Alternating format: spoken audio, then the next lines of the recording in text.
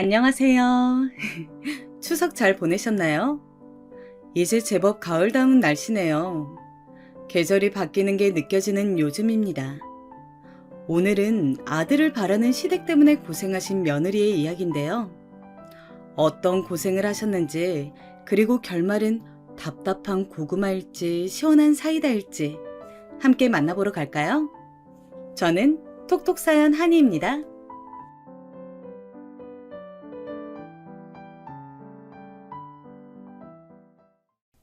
안녕하세요. 저는 유복한 가정환경 아래 외동딸로 태어났습니다. 저희 집은 소위 말하는 동네 유지였는데 아버지는 면사무소에 근무를 하시다가 나중에는 재산 관리만 하셨고 어머니는 안살림을 도맡아 하셨어요. 어머니는 아들을 낳기 위해서 노력을 하셨지만 결국 아들을 낳지 못하고 그 시대에는 드물게 외동딸로 자식은 저 하나만 두셨습니다. 아버지는 술을 좋아하셨는데 결국 간이 문제가 되어 제가 고등학교 때 돌아가셨습니다. 돌아가시기 전 아버지의 얼굴빛이 항상 붉었던 게 기억이 나네요. 어머니는 슬퍼하셨지만 많은 집안 대소사를 이끌어 나가셔야 했기 때문에 그 후로 여장부가 되어 많은 일들을 하셨어요. 또 워낙 음식 솜씨가 좋으셨기 때문에 나중에는 한정식 가게를 운영하셔서 원래 있던 재산보다 더 큰 돈을 버셨죠.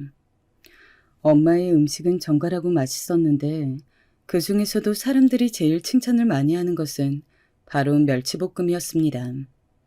엄마는 자신만의 양념 비법으로 멸치볶음을 했는데 너무 맛이 있어 따로 판매를 하라고 할 정도였죠. 저도 엄마의 멸치볶음을 참 좋아해서 밥을 먹을 때마다 항상 옆에 두고 먹었습니다.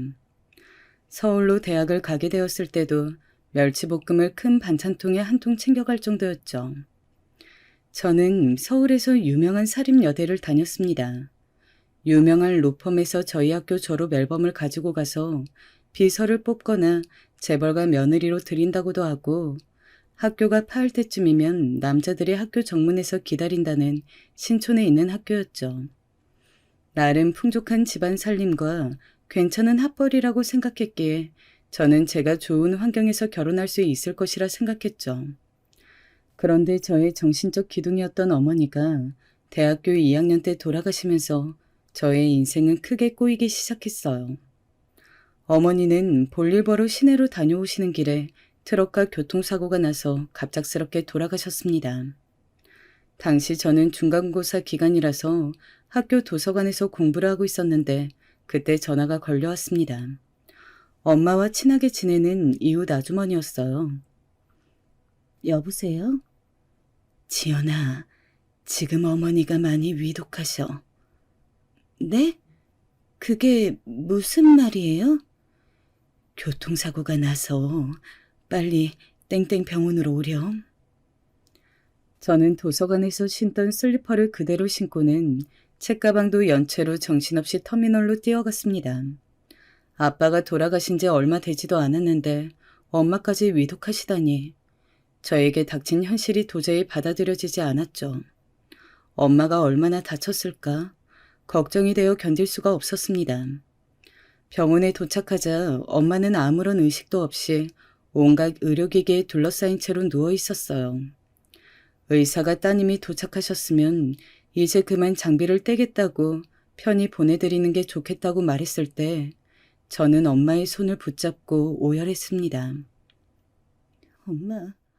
엄마, 안 돼. 엄마, 나는 어떡하라고.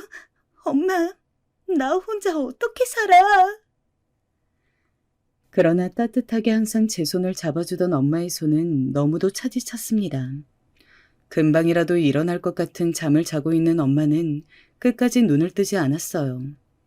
저는 장례를 치르는 내내 멍하니 그저 넋을 놓고 있었습니다. 모든 일은 거의 친척 어르신들이 다 해결했고 저는 그저 정신을 차리지 못하고 밥도 먹지 못하고 있었어요. 장례가 끝나자 외삼촌은 저에게 재산을 정리했다며 제가 물려받게 될 몫의 재산을 말해주었습니다. 엄마의 남동생인 외삼촌은 이제 고아나 다름없이 된 제가 안타까운 듯 한 번씩 전화를 해서 저를 챙겨주었습니다. 저는 대학을 1년 휴학하고 방황했어요. 정처 없이 아무 곳이나 떠돌기도 하고 시골 버스를 타고 종점까지 하염없이 가기도 했으며 아무것도 안 하고 틀어박혀 울음을 터뜨리기도 했죠. 너무너무 외롭고 또 외로웠어요. 그렇게 1년을 보내고 다시 학교로 복학을 하고 학교 부근에 아파트를 하나 샀습니다.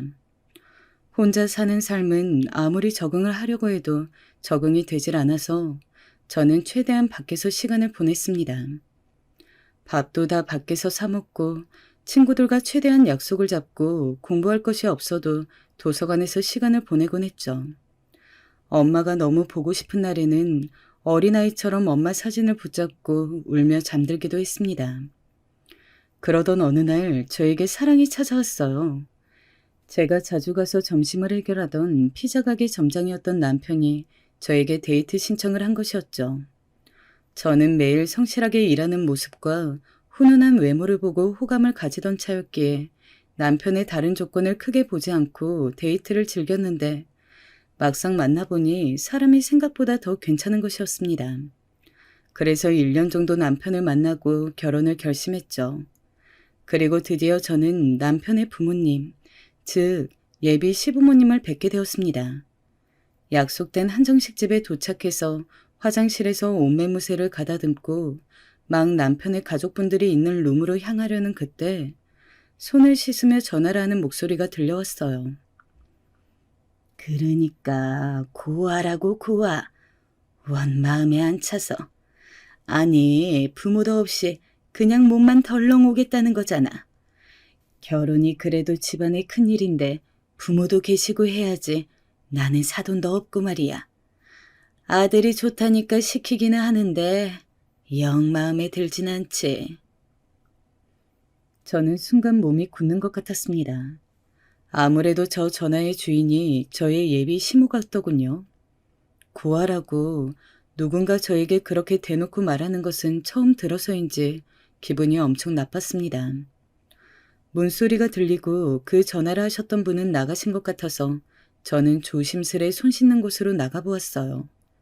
그리고 화장실 거울을 보며 눈물에 애써 닦았습니다. 바보같이 울지 말고 더 당당하게, 고하지만 그래도 우리 부모님이 나를 얼마나 열심히 잘 키워주셨는지 보여주자고 다짐을 했습니다. 그리고 예비 시댁 식구들을 만나러 갔죠. 속으로는 무슨 생각을 하셨는지는 모르지만 두 분은 저를 안쓰러워하시며 고생이 많았다고 돌아가신 부모님 이야기도 다정하게 물어보시고 결혼하게 되면 우리가 부모니까 많이 기대도 된다며 따뜻한 말씀을 해주셨죠. 저는 화장실에서 고아 운운했던 게 예비 시모인 것 같았지만 애써 그 기억을 마음에 지우려 좋게 생각하려 했어요. 다른 사람일 거라고 저 자신에게 합리화를 하면서 말이죠.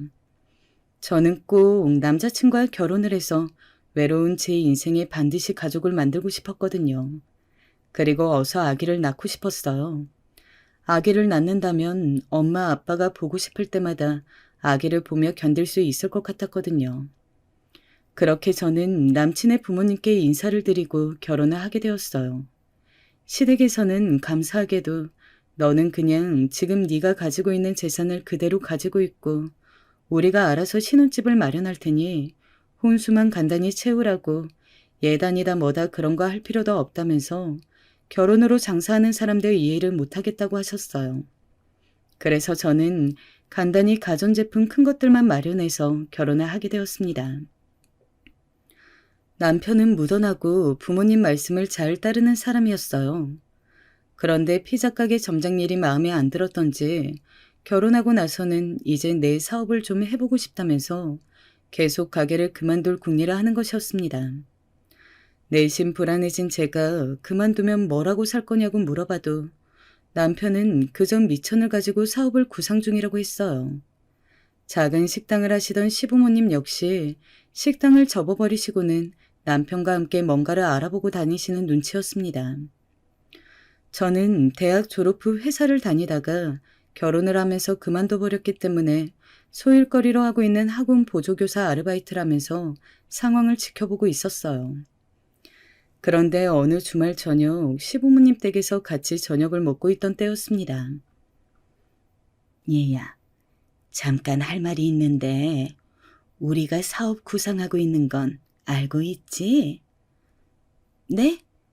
아, 뭔가 식당 정리하시고 다른 거 하신다고는 들었는데. 음, 우리가 원래는 백반집을 하다가 이번에 보쌈집을 한번 해보려고 하거든. 그런데 자금이 좀 부족하구나. 네. 그래서 말인데 어차피 너희 신랑, 그러니까 우리 아들이 매니저로 일하게 될 식당이니 네가 투자를 좀 해주는 게 어떻겠니? 네? 제가요? 어머니 돌아가시면서 유산받은 땅하고 집이 좀 있다고 들었는데 그 돈을 좀 현금화해서 보태주면 안 되겠니? 어차피 우리 죽고 나면 네가 받게 될 건데 네가 투자를 해주면 식당이 훨씬 크고 멋지게 오픈할 수 있을 것 같구나. 아, 네. 자기야, 진짜 부모님하고 나 많이 알아봤고 자신 있어. 당신한테 내가 다 브리핑할게. 저는 머릿속이 복잡해졌습니다. 우리 부모님이 나에게 물려주신 재산인데 시댁 사업에 고스란히 투자를 하자니 걱정이 많이 되었죠. 그런데 또 남편이 저렇게 나서서 꿈에 부풀어 있는데 나는 투자를 못하겠다고 하는 것도 쉬운 일은 아니었습니다. 결국 저는 일주일을 꼬박 고민한 끝에 땅과 집을 처분해서 시댁 사업을 도와드리기로 했죠. 처분을 해보니 1억이 넘는 돈이었습니다. 제 돈이 투자된 이후 가게 인테리어는 급속도로 진행되었고 식당은 아주 넓고 멋지게 오픈을 하게 되었습니다. 백반집을 했던 솜씨가 있으셔서 식당은 밑반찬 하나하나 모두 맛이 있었고 사람들은 돌솥밥과 보쌈뿐 아니라 모든 반찬이 정말 맛있다며 엄청나게 몰려들었죠. 결과는 대성공이었습니다. 작은 식당을 할 때와는 비교할 수 없을 정도로 많은 돈을 벌었습니다. 저와 남편 그리고 시부모님이 모두 매달려도 일손이 많이 부족해서 직원도 많이 채용을 했습니다. 그렇게 저는 아르바이트도 그만두고 시댁의 식당 일을 돕고 평탄하게 신혼생활을 보내고 있었어요. 단지 고민이 있다면 아기가 들어서지 않는 것이었습니다. 어느새 결혼 3년차가 되었는데 아직도 소식이 없어 병원을 다녔어요. 임신에 좋다는 것들을 먹어가며 몸 관리하는 데 매진을 했는데도 남들 다 하는 임신이 저는 힘들었습니다. 제가 임신을 하고 싶어 중종거리는 것과는 달리 남편은 임신에 대해 무관심했어요. 어서 우리를 닮은 아기를 낳고 싶지 않냐고 하면 남편은 항상 건성으로 대답만 하고 제가 퇴근을 하면 병원에 가긴 했지만 스스로 나서서 적극적으로 뭔가를 하려고 들지는 않았죠. 저는 남편이 왜 이렇게 자식을 낳는 일에 관심이 없는지 이해도 안 되고 서운했습니다. 저는 부모님이 안 계시고 형제가 없어 그런지 정말 내 피부치가 절실했거든요. 그런 부분에 서운함이 커지자 부부싸움이 잦아졌어요. 제가 왜 아기를 갖는 일에 관심이 없냐고 서운하다고 하면 남편은 식당 일이 너무 바쁘고 고된데 그런 부분은 그냥 혼자 알아서 하면 안 되겠냐고 화를 냈어요. 저는 함께 이세를 준비하는 일인데 혼자 알아서 하라고 하니 그 말에 더욱 화가 났죠. 그렇게 우리 사이는 조금씩 멀어지고 있었습니다. 그러던 어느 날이었죠. 시어른들께서 식사나 함께 하자고 얼굴 본 지 좀 되어 섭섭하다고 하셔서 저는 남편과 함께 시댁을 향했습니다. 도착해서 인사를 드리고 선물로 가져간 새우를 어머님께 드렸어요. 어머님, 이거 좋아하신다기에 제가 오늘 아침 수산물 시장 들렀다 왔어요. 새우가 살이 통통해요. 그래, 잘 먹으마. 그런데 내가 실은 오늘 궁금한 게 있어서 불렀는데 혹시 임신 소식은 없니? 아, 네, 노력 중이니까 곧 좋은 소식이 있을 것 같아요. 몇 년간 내색을 안 하시더니 이제 시부모님께서도 초조해지셨나 봅니다. 저는 남편에게 슬쩍 눈을 흘겼어요. 부모님도 이렇게 바라시는데 관심 없어 하는 남편에게 너무 섭섭했거든요. 그런데 어머님은 그 뒤에 다른 말을 또 덧붙이시는 거였어요. 우리 아들 바라는 거 알지? 집안에는 대를 이을 아들이 있어야 한다. 며느리로서 할 수 있는 최고의 효도는 손자를 안겨주는 거란다. 어머니의 말씀에 아버님이 고개를 끄덕이셨어요. 저는 지금이 무슨 조선시대인가? 그런 생각이 들면서 기분이 좋지 않았습니다. 어머님, 무슨 말을 그렇게 하세요? 그 말은 마치 제가 무슨 아들을 못 낳으면 아무런 가치가 없는 것처럼 들리잖아요. 저의 말에 아버님은 어이가 없다는 듯이 역정을 내셨습니다. 아니, 여자가 결혼을 했으면 아기를 낳아주고 그 집안대를 이어줘야지 원. 결혼한 지 3년이나 됐는데 아직 임신도 못하고 도대체 네가 이 집안의 며느리로서 와서 하는 일이 뭐냐? 아버님, 그렇게 말씀하시니 정말 제가 너무 섭섭해요. 아, 그만해요, 엄마, 아빠. 당신도 오랜만에 같이 밥 먹는 건데 이러지 맙시다. 예? 저는 남편의 만류에도 너무 눈물이 나서 주체할 수가 없었습니다. 왜 이렇게 사람을 비참하게 만드는 말만 골라 하시는지 너무 속상했어요. 나도 아기를 가지고 싶은데 뜻대로 안 되는 걸 어떡하라고. 그래서 너무 화가 나서 그만 그 길로 차를 운전해서 인사도 없이 시댁에서 나와 집으로 와버리고 말았습니다.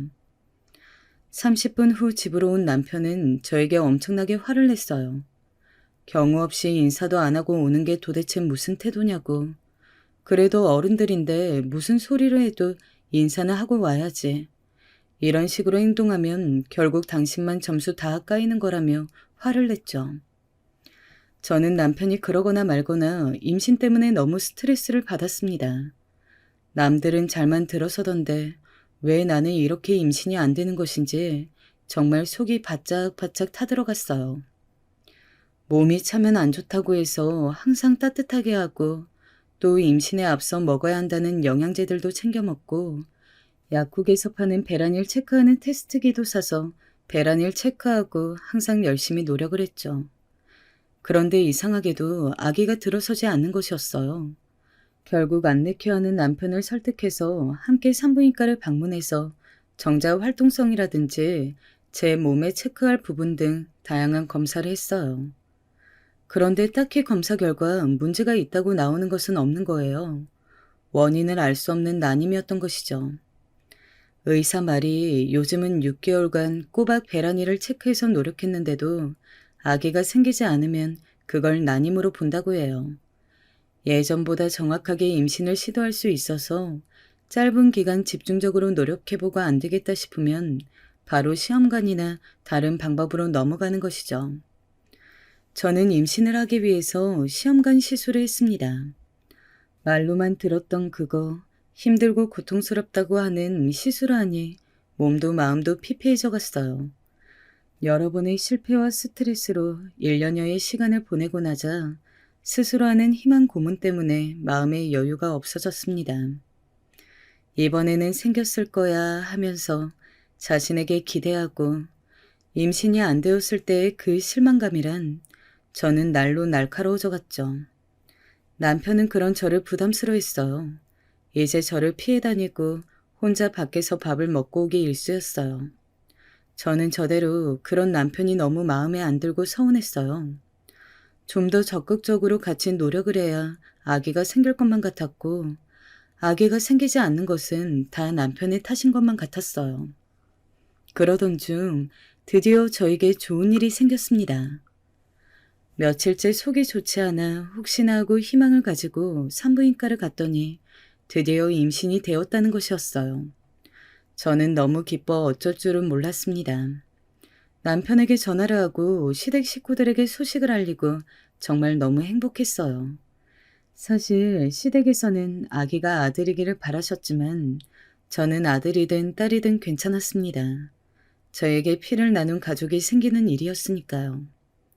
저는 임신 초기에 조심해야 한다기에 정말 정말 조심하면서 아기에게 좋다는 영양제를 모두 먹고 태교에 좋다는 음악을 듣는 등 열심히 노력했습니다. 신랑은 임신이 되었다는 말에 기분이 좋은지 가끔 저에게 먹고 싶은 게 있는지 물어서 사오기도 하고 식당으로 불러서 몸에 좋다는 전복찜 등을 해주기도 했어요. 저도 신랑도 그동안 소원했던 적이 있었냐는 듯 사이가 좋아졌습니다. 다 태어날 아기에 대한 기대 때문이었어요. 시부모님은 저의 임신 소식에 많이 기쁘셨는지 어느 날 연락도 없이 집으로 찾아오셨어요. 저는 혼자서 집안에 있었는데 갑자기 삐비빅 누군가 비번을 누르는 소리가 들리는 것이었어요. 놀라서 현관문을 바라보고 있었는데 시어머니가 시아버지와 함께 들어오시는 겁니다. 아버님, 비번을 알고 계셨어요? 우리 애가 알려줬다. 언제든 들르라면서. 오늘은 너 먹으라고 한약을 좀 지어왔단다. 한약이요? 그래, 아들 낳게 해주기로 유명한 곳에서 지은 한약이니 이거 먹으면 뱃속의 아기가 아들이 될 거다. 아버님, 생물학적으로 이미 아기 성별은 정해져 있을 거예요. 아직 모르는 거지. 한약 먹는다고 아기가 아들이 되지는 않아요. 저는 너무 황당해서 아버님께 말씀을 드렸어요. 아니 무슨 미신도 아니고 이미 결정되어 있는 성별을 한약을 먹는다고 아들이 될 거라니. 저의 말에 아버님은 기분이 나쁘신지 눈썹을 실룩대시더군요. 아버님의 표정을 살피며 어머님이 저에게 말씀하셨습니다. 어쨌든 먹으면 좋다는 약이니 잘 챙겨 먹으렴. 임신 중일수록 체력 관리는 잘 해야 돼, 응? 그리고 우리가 어제 백화점 가서 애기 옷을 사왔단다. 한번 볼래? 요새는 아기 옷도 어찌나 이쁜지 보기만 해도 너무 기분이 좋더라. 어머님은 아기 내복을 몇 벌 샀다면서 주섬주섬 옷을 꺼내두셨습니다. 그런데 꺼내신 옷은 하나같이 하늘색, 초록색 무늬가 있는 옷들이었어요. 저는 너무 당황해서 말씀을 드렸습니다. 어머님, 이 옷들이 아직 성별을 모르는데 너무 아들 옷 디자인 같은데 혹시 딸일 수도 있잖아요. 혹시 이 옷들 영수증 가지고 계세요? 제가 가서 다른 걸로 바꿔도 될까요? 제 생각에는 혹시나 딸일지도 모르는데 아예 디자인을 베이지색이나 흰색 같은 성별이 상관없는 색으로 바꾸는 것이 좋을 것 같아 드린 말씀인데 제 말을 들은 아버님의 표정이 갑자기 확 굳어지는 것이었습니다. 이야, 아들일 것인데 무슨 쓸데없는 소리를 해. 이만 가보마. 아버님은 심기가 불편하신 티를 팍팍 내시면서 그만 가겠다고 갑자기 일어나셨고 어머님은 그런 아버님 뒤를 허겁지겁 따라 나가시면서 저에게 손가락으로 조용히 하라는 제스처를 하셨어요. 그렇게 두 분이 가고 나서 저는 황당함에 한참을 혼자 앉아 있었습니다. 나가면서 조용히 하라는 어머님의 제스처는 도저히 제 입장에서는 이해가 되질 않았어요. 아직 성별이 안 나왔는데 왜 100% 아들인 것처럼 이야기하시는지도 모르겠고 마치 딸이면 큰일 난다는 듯한 아버님의 표정이나 거기에 쩔쩔매며 조용히 하라는 어머님의 태도가 너무 이상했습니다. 저는 솔직히 외동딸로 자라서 그런지 남아 선호 사상이라는 것이 있었다고 해도 요즘에는 세상이 많이 바뀌었으니 별로 그런 게 상관없다고 생각을 했고 오히려 딸을 선호한다고 알고 있었거든요. 그날 저녁 저는 가게에서 일을 마치고 돌아온 남편에게 시부모님이 다녀가신 이야기를 했습니다. 안 그래도 오늘은 나 혼자 가게 마무리하라고 하시면서 자기한테 한약 가져다 준다고 하시더라고. 아기 옷도 사가신다고 아주 신나셨던데? 저는 아버님과 어머님이 사온 아기 옷을 주섬주섬 꺼내어 거실 소파 위에 늘어놓았습니다. 이 옷을 보고 뭐 느껴지는 거 없어?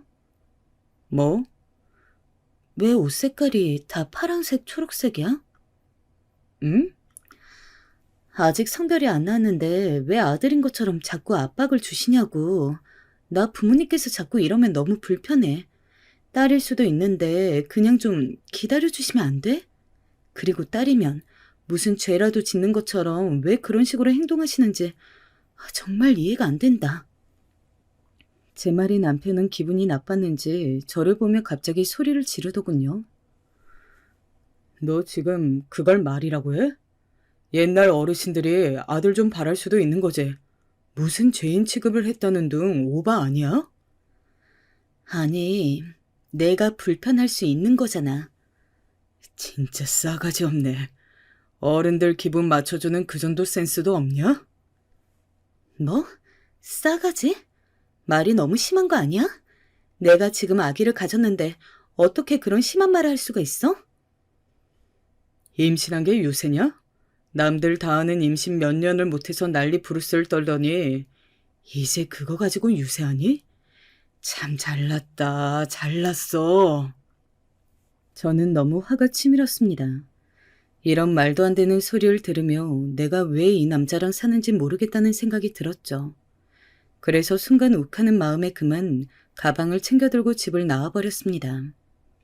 막상 화가 나 집을 나오자 갈 곳이 없었어요. 그래서 혼자 백화점에 갔습니다. 이제 곧 배가 불러올까라는 생각에 인부복 코너도 가보고 뭔가 디자인이 예쁘면서 배 나온 티가 안 나는 옷은 없는지 임산부용 속옷은 없는지 이것저것 구경을 했습니다. 그러나 아무리 구경을 해도 남편이 나에게 한 폭언이 잊혀지지 않고 자꾸 눈물이 나려고 했어요. 싸가지가 없다니. 그게 자기 자식을 가진 아내에게 할 말인가요? 그렇게 눈물을 훔치며 저는 백화점을 돌고 인부복으로 입을 신축성이 좋은 원피스를 한 개 사고 과일 주스를 마시며 제 마음을 달래고 있었습니다. 그렇게 몇 시간 후 저는 남편에게서 전화가 와 마지못해 집으로 들어갔습니다. 남편은 부모님 때문에 자신도 흥분하게 되어 말이 심했다며 저에게 사과를 하더군요. 저는 며칠을 남편과 말을 하지 않고 지냈어요. 성질 같아서는 이혼을 해버리고 싶었지만 뱃속에 아기도 있고 해서 그냥 넘어가게 되었습니다.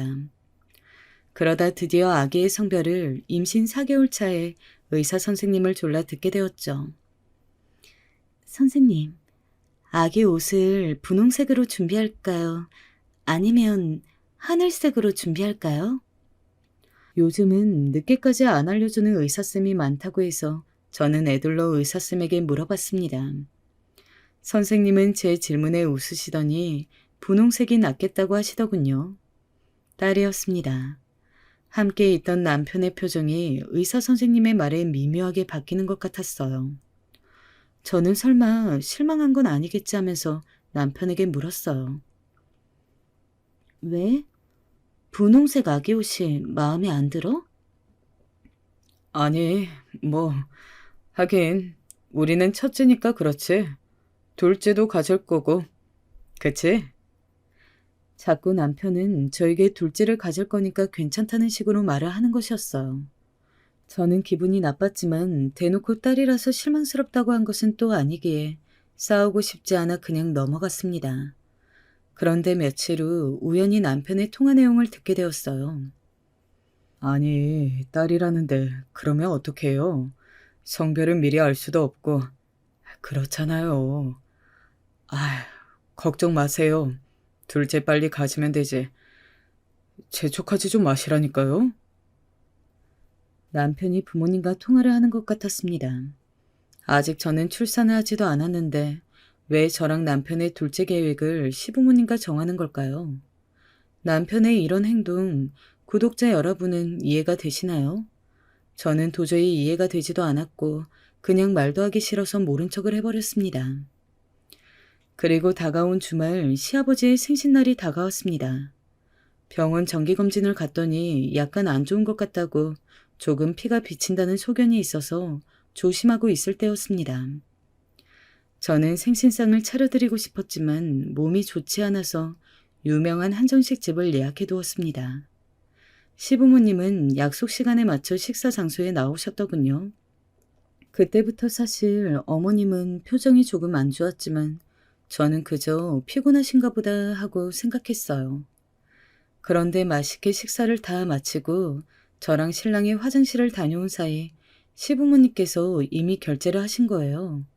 저는 조금 당황스러워서 신랑을 쳐다봤지만 신랑은 이미 돈 내셨으니 어쩔 수 없지 하면서 인사를 하고 집으로 돌아왔어요. 그리고 그날 저녁 저는 시어머니에게서 전화 한 통을 받았습니다.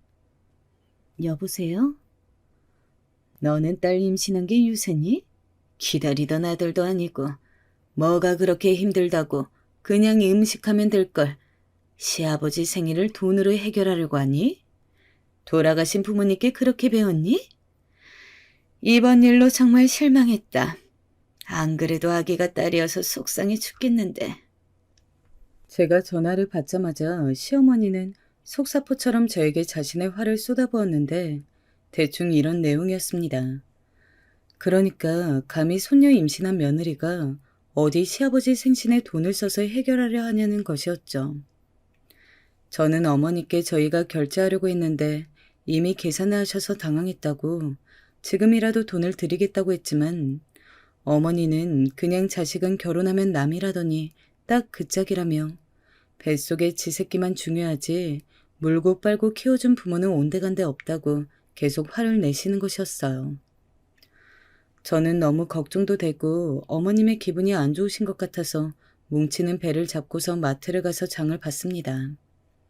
그리고 집으로 돌아와서 잡채며 불고기며 제가 당장 할 수 있는 모든 요리를 다해서 큰 5단 도시락통에 과일이며 뭐며 담아서 시댁으로 갔어요.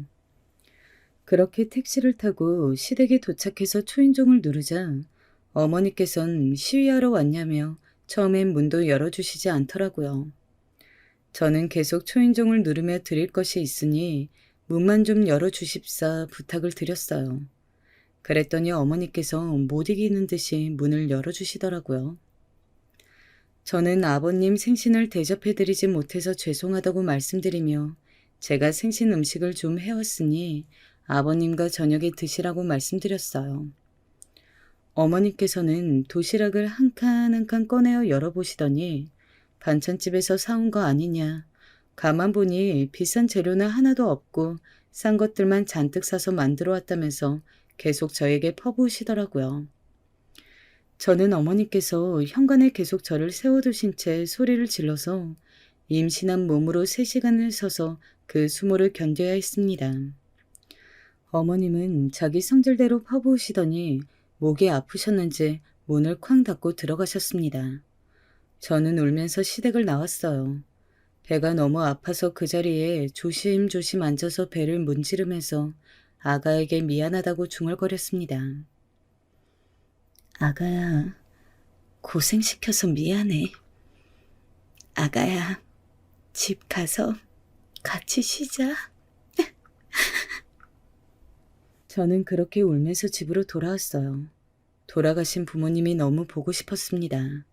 그저 저는 신랑이 오기만 기다리며 집에서 침대에 누워 하염없이 울었습니다.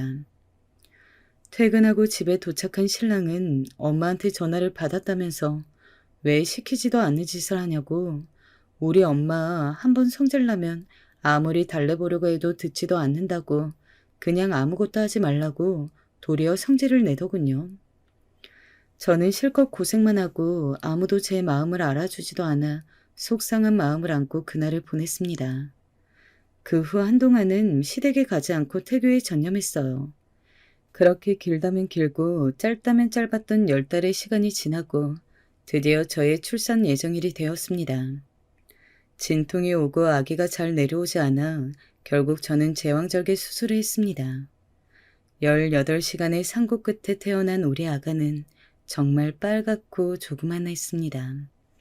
너무너무 작아서 쥐면 바스라질 것처럼 보였죠. 예쁘고 또 예쁜 딸아이였습니다. 저는 정말 처음 느껴보는 벅찬 마음에 어쩔 줄은 몰랐습니다. 어떻게 이렇게 작고 귀엽고 예쁜 존재가 있을까요? 신생아인데도 또렷한 이목구비에 저의 두꺼운 입술을 빼닮은 분명한 제 딸이었습니다. 친정 어머니가 주신 제 어릴 때 사진 속 모습을 누가 봐도 꼭 닮은 아기였습니다. 저는 세상을 다 얻은 듯 행복했습니다. 아기를 낳는 과정에서 힘들었는지 저는 며칠 동안 거의 기운을 차리지 못했어요. 수술한 지 3일째 되는 날 시부모님이 제 병문안으로 오셨습니다. 아직 밥을 먹지 못하고 소변줄까지 꼽고 있던 저는 민망했지만 그래도 어르신들이 걱정이 되셔서 오셨나 보다 싶어 감사하게 생각했습니다. 그래, 몸은 좀 어떠냐? 네, 괜찮아요, 어머니. 곧 회복되겠죠. 고생 많았다. 이거 아기 용품 사는데 보태려무나. 여자애 하나 낳는데 이렇게 힘들어했어야 원. 금방 또 애가 들어서야 하는데. 시아버지는 또 아들 타령을 시작하시더군요.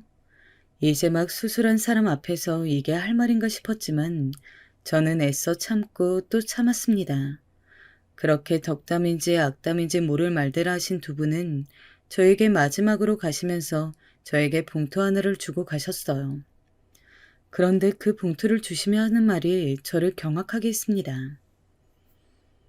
아들이었으면 100만 원 넣었을 텐데 딸이라서 30만 원 넣었다. 저는 너무 황당해서 아무런 대답도 하지 못하고 그냥 목례를 했습니다. 그리고 시부모님이 가시자마자 옆에 있던 남편에게 말했어요. 방금 내가 들은 말 잘못 들은 거 맞지? 무슨 말? 아들이면 100만 원 줬다는 그 말 말이야. 딸이라서 30만 원 줬다는 말. 그게 뭐? 부모님이 아들을 원하셨으니 아들, 딸이 다르게 느껴지실 수도 있지. 왜? 지금이 몇 년도인데 그런 남녀 차별적인 말을 해? 내 참 어이가 없어서. 자기는 그런 말씀하실 때마다 기분도 안 나빠? 심지어 우리 애기도 안 보고 가시고 딸이라고 그러시는 거야 지금? 아, 바쁘셨겠지. 손녀 생겼다고 좋아하셔. 너는 왜 또 그렇게 안 좋게만 보냐? 그럼 그런 말을 누가 좋게 들어? 대놓고 그러시는데? 아이, 진짜. 남편은 화가 났는지 병실 문을 쾅 하고 한 번 손으로 치더니 그대로 밖으로 나가버렸어요. 저 역시 몸도 성치 않은데 시부모님의 남편까지 그러니까 너무 짜증이 나고 화가 치밀어 올랐어요. 저에게는 너무나 소중한 우리 아기가 왜 이런 취급을 받아야 하는지 서럽고 속상했죠. 저는 그날 밤 내내 부모님의 사진을 꼭 안고 울면서 소원을 빌었습니다. 앞으로 저와 제 아기 둘이 행복하게 살게 해달라고요. 저와 아기가 살 수 있게 지켜달라고 말이죠. 정말이지 다 커서 고아가 되었지만 서럽게 짝이 없었어요. 친정이 없으니 결혼 생활은 너무나 외롭고 또 외로웠습니다. 저 혼자 모든 것을 견뎌내야 했으니까요. 그렇게 저는 태어난 아기 역시 혼자 키워야 했습니다. 남편은 무심했어요. 특히나 아들을 바라던 집에서 딸을 낳아서 그런지 아기 목욕 한 번 시키질 않았고 아기 때 한 번 하려고 들질 않았어요. 저 혼자 아무것도 모르는 초보 엄마로 낑낑대며 아기를 먹이고 입히고 재우고 트름시키고 모든 것을 해야 했죠. 정말 남편은 돈 갖다 주는 거 말고 아무것도 하지 않더군요. 당연한 것 아니냐고요? 요즘 세상에는 그게 당연하지 않다고 저는 생각해요. 여자들도 모두 자신의 일을 가지고 남녀 평등을 배우며 자란 세대니까요. 그렇게 제 딸은 저와 돌이 될 때까지 거의 한 몸이 되어 자라고 어린이집을 갔습니다. 가끔 시댁에 아기를 데리고 가면 그래도 시어머니나 안아주시기도 하고 귀엽다고 해주셨지만 시아버지는 그저 멀리서 보며 눈살만 찌푸릴 뿐이었어요. 저는 딸이라도 손주인데 어쩜 저렇게 관심이 없으실까 서운했지만 그냥 그 부분에 있어서는 마음을 내려놓으려고 했습니다. 드디어 딸아이의 돌잔치가 다가왔어요. 저는 돌잔치를 친구들도 초대해서 재밌게 하고 싶었죠. 장소를 대여하고 열심히 준비를 했습니다. 친구들과 친척분들도 초대했어요. 돌잔치 당일날 저는 원피스를 입고 아기는 순백의 드레스를 입었습니다. 사회자가 와서 분위기를 띄우고 제일 어른이신 시부모님들은 저는 제일 앞에 모셨죠. 사회자가 진행을 하다가 마지막에 시아버지에게 마이크를 넘기면서 덕담 한마디 부탁한다고 하자 시아버지는 마이크를 잡고 말씀하셨어요. 첫째 잘 키우고 둘째 임신 소식 기다리마. 둘째는 꼭 아들이야 할 텐데. 시아버지는 모두가 듣는 앞에서 아들 타령을 덕담이라고 하는 것이었습니다. 저는 아기한테 너무 미안하고 당황스러웠죠. 모두가 놀라 시아버지를 쳐다보고 있었어요. 사회자 역시 당황해서 재빨리 마이크를 가져오더니 춤을 추고 노래를 부르며 분위기를 바꾸려고 하더군요. 저는 이번에는 도저히 너무 속상해서 아버님께 한마디 해야겠다고 생각했습니다. 그래서 돌잔치가 끝나고 시아버지에게 말씀드렸어요. 아버님, 아까 그런 아들 어쩌고 하는 말씀 다시는 안 듣고 싶습니다. 요즘 아들, 딸하는 그런 시대가 아니잖아요. 뭐?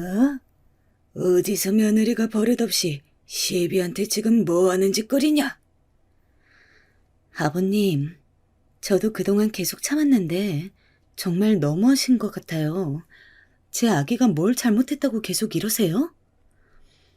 부모도 없는 전한것 거둬줬더니 딸이나 낳고 네 딸도 너 닮아 못생겼구나. 에이, 다 꼴보기 싫다. 난 갈란다.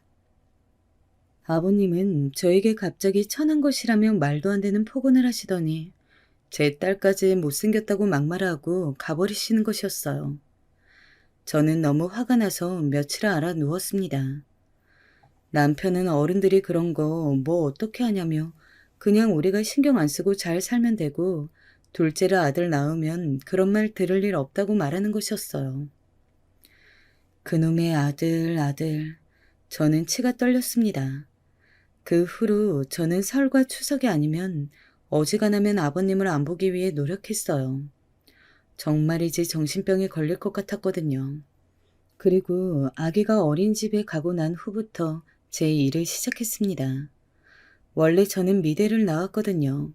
그래서 작은 미술 교습소를 차렸습니다. 동기 중에 이미 학원을 차려 잘 되고 있는 친구가 있어서 그 친구에게 조언을 구해 오픈을 했죠. 성의를 가지고 준비해서인지 반응은 좋았어요. 동네 유치원생이나 초등학생들이 미술을 배우러 몰리기 시작했죠. 저는 교습소를 학원으로 확장하고 선생님들을 고용했어요. 그렇게 몇 년간 학원을 키운 결과 저의 미술학원은 동네에서 제일 유명한 미술학원으로 자리를 잡게 되었습니다. 당연히 돈도 따라왔어요. 제 학원이 잘 될수록 남편은 좋아하면서도 조금 배 아파했습니다. 시부모님의 보쌈집은 갈수록 매출이 떨어지고 있었기 때문이죠. 시어머니의 밑반찬도 예전같지 못하고 가게 위생에 문제가 있다는 소문이 퍼져 장사가 갈수록 안 되고 있었습니다. 배달 어플로 배달을 시작했는데 실수로 날파리가 들어가 항해한 고객에게 그 정도 가지고 뭘 그러냐고 그냥 잡아버리고 먹으라고 말한 것이 문제가 되었죠. 그렇게 시댁의 식당은 급격히 어려워졌고 남편 역시 월급이 삭감되었습니다.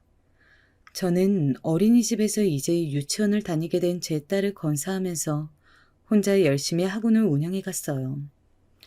어차피 학원을 차리면서 남편에게 생활비 일부만 받을 뿐 남편과 저희 수입은 따로 관리되고 있어서 저는 시댁 가게가 잘 되든 못 되든 별 상관이 없었습니다. 남편은 저의 그런 태도를 못마땅해 하더군요. 마치 시댁 일이고 남편 직장인데 남의 일처럼 군다는 것이었습니다. 저에게 불만이 쌓인 것인지 집에 와서 밥을 먹으면 꼭 술을 먹고 인간 같지 않다는 둥 냉혈한 일하는 둥 저에 대해서 안 좋은 말을 늘어놓은 것이었어요. 한 번은 아기도 있는데 집에서 계속 반주를 하는 남편이 너무 마음에 안 들어 남편이 마시고 있는 술잔을 빼앗은 적이 있었습니다. 아, 왜 이래? 집에서 언제까지 술 마실 거야? 그럼 나가서 마실까? 여자라도 불러서? 제발 그만 좀 해. 아기도 내가 다 키우고 돈도 내가 벌고 나 혼자 열심히 사는 거 안 보여? 식당 조금 어렵다고 왜 맨날 술이야? 그래, 너 잘났다. 남편이 뭐라고 말만 하면 꼬박꼬박 말대꾸해. 내가 완전 상전을 모시고 살아요. 아, 너 진짜 재수없어. 그러고 남편은 그냥 나가버리더군요. 저는 너무 화가 났지만 아이가 보고 있어 애써 참으며 아이와 잠을 잤습니다. 그리고 그 후로 남편이 나가든 들어오든 신경을 쓰지 않았죠. 남편과 저는 대화도 없이 그저 남처럼 지내게 되었고 우리가 부부인지 뭔지 알 수도 없는 지경이 되었습니다.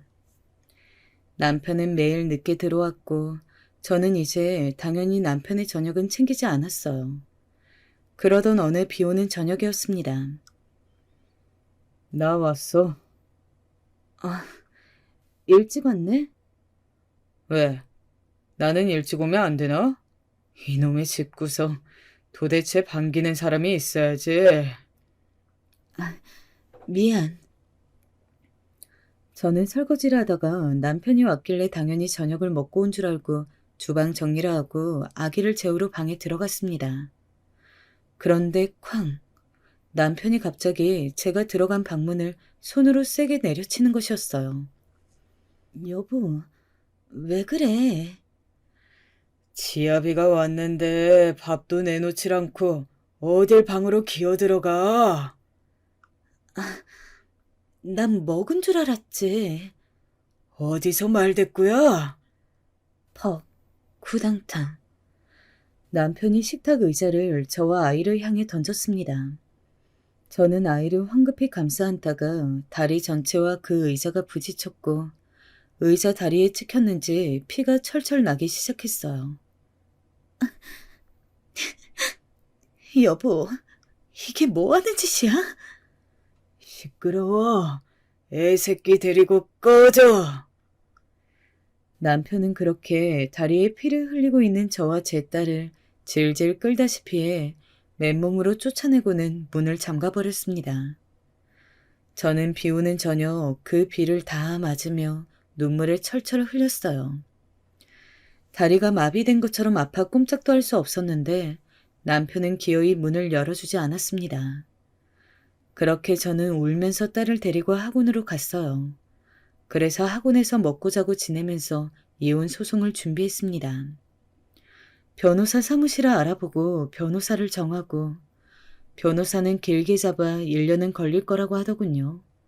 저는 제가 모아놓은 돈으로 아이와 지내기 적당한 집을 월세로 구하고 아이와 둘만 지내는 생활을 시작했어요. 남편은 이혼은 하기 싫은지 묵묵부답이었죠. 그렇게 한 3개월이 지났을 무렵이었습니다. 갑자기 시부한테서 전화가 왔어요. 아가, 언제 식당 앞으로 좀 나오느라 내 긴히 할 말이 있으니.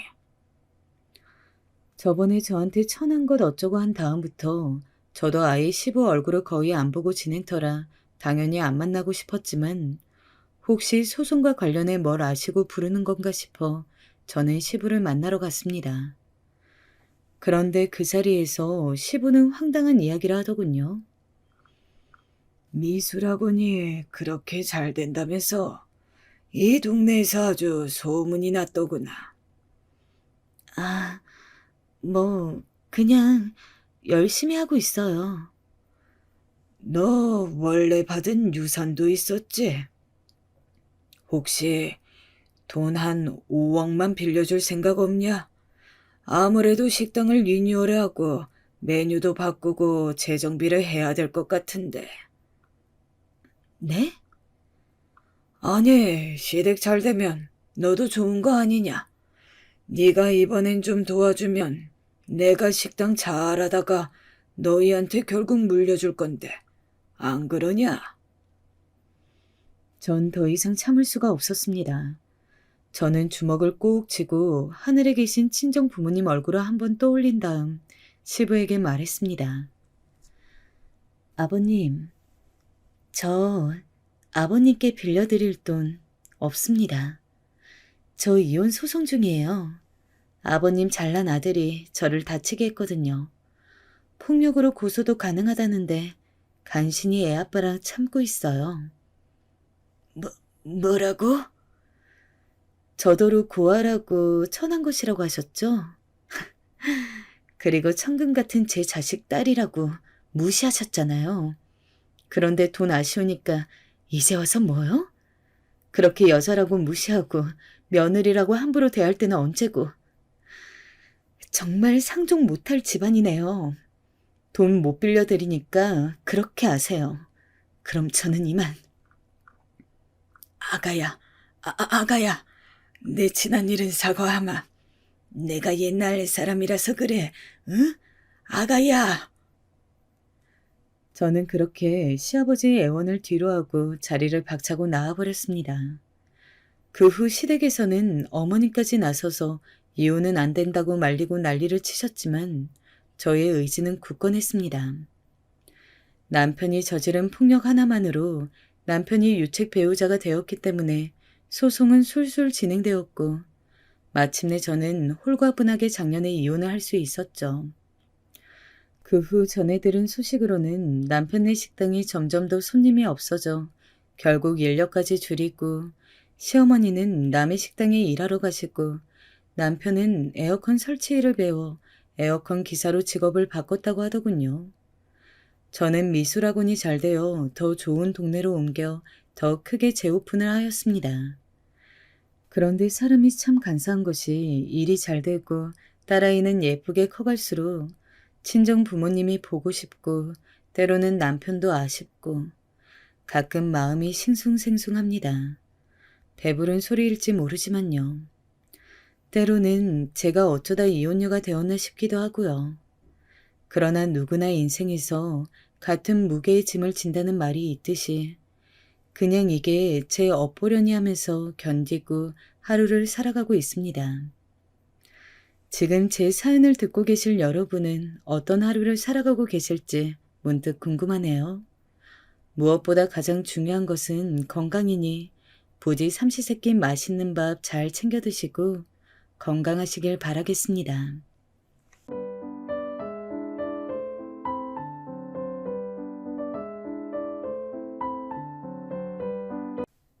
이번 사연을 보내주신 분은 젊은 여성분이세요. 결혼 생활에서 겪으신 이야기를 나눠주신다고 하는데요. 어떤 희로애락이 담겨진 사연일지 기대해주세요. 그럼 지금 바로 만나볼까요?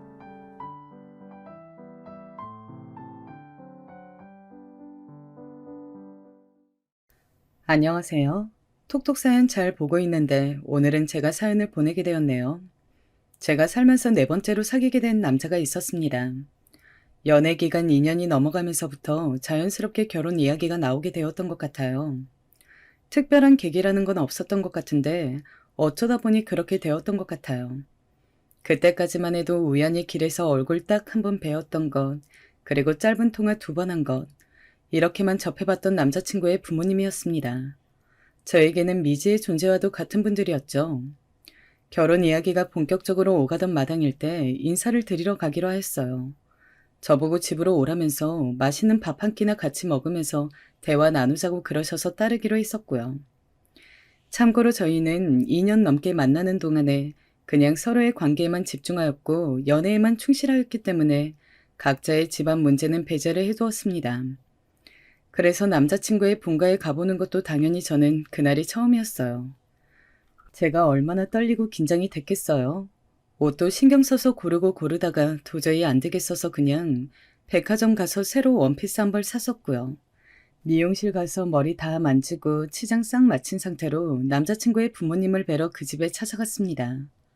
딸기 좋아하신다는 정보를 들었기에 비싼 왕딸기 한 팩하고 수제 딸기잼 세트, 작은 꽃 한 송이까지 손에 든 채 말이죠.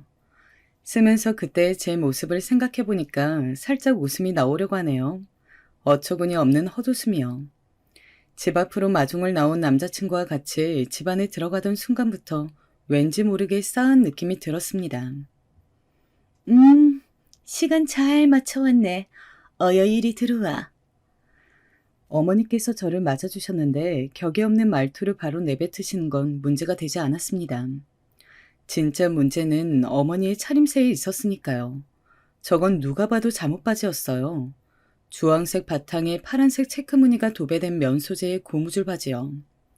그리고 상의는 웬 까만색 골프웨어 반팔티를 입고 계셨는데 옷에 뭐 묻었던 자국이 바로 보이더라고요. 찌개 국물 같은 게 튀었다가 그대로 굳은 것 같은 모양새가요. 화장도 안 하신 것 같은데? 눈썹이랑 눈은 옛날에 문신하신 게 그냥 남아있는 거고 머리도 드라이조차 안 하셨고 혹시 주무시다 일어나신 건 아닐까? 당황한 저는 그런 생각을 하면서 식은땀을 뻘뻘 흘리고 있었습니다. 전혀 상상조차 못해본 상황에 맞닥뜨린 것이었으니까요. 엄마, 이쪽은 내가 입이 닳도록 말했던 내 여자친구야.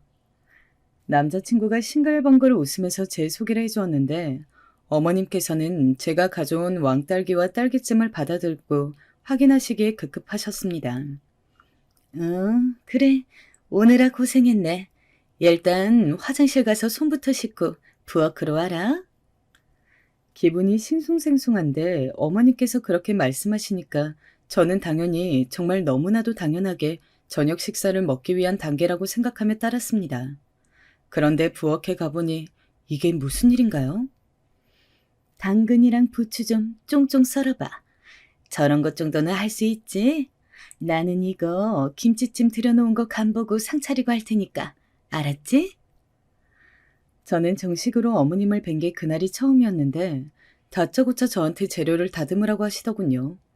이것들은 왜 썰어야 하냐고 여쭈었더니 계란말이에 넣어야 해서 그렇다고 하셨습니다. 이 시간까지 되시도록 뭘 하고 계셨다가 재료 준비를 지금 하시는 걸까? 그 순간에 속으로 정말 별별 생각들이 다 들었습니다. 아무렇지 않게 저한테 머리 좀 묶어라. 앞치마 줄 테니까 당장 두르고 해라. 이런 말씀들을 하시는 어머님을 보면 어이가 없었죠.